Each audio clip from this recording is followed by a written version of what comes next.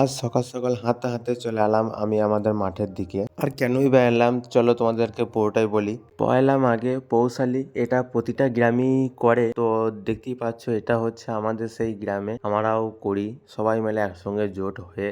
এগুলো দেখতে দেখতে আমি চলে এলাম সেলুনে, আর সেলুনে এসে আমার দাড়িটা তাড়াতাড়ি সেভ করে আমি চলে এলাম বাড়ির দিকে। আর বাড়িতে এসে গোসলটা করে আমি এখন পুরো ফিটফাট আর রেডি হয়ে আমি এখন যাব আমাদের ওই মাঠের ধারে, কারণ সে পৌষালি বুঝতেই পারছো। এদিকে আমি হাঁটতে হাঁটতে বেরিয়ে চলে এলাম আমাদের ঘর থেকে, আর কিছুক্ষণ দাঁড়িয়ে থাকার পর চলে এলো।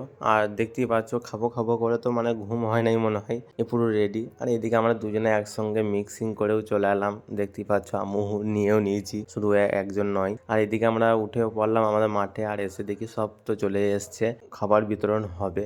আমিও দাঁড়িয়ে পড়লাম এই লাইনে, আর এদিকে সবাইকে দেখাচ্ছি দেখো প্রায় শেষের দিকেই। আর দেখতে দেখতে এদিকে বিতরণ করতে লেগে গিয়েছে। আর এটা আমাদের প্রতি বছরই হয় পয়লা মাঘে। আর দেখতেই পাচ্ছ এদিকে এরা মানে একটা মানে বৈজ্ঞানিক, তাই এরা দুজনাই দুজনাকে যুক্তি করছে।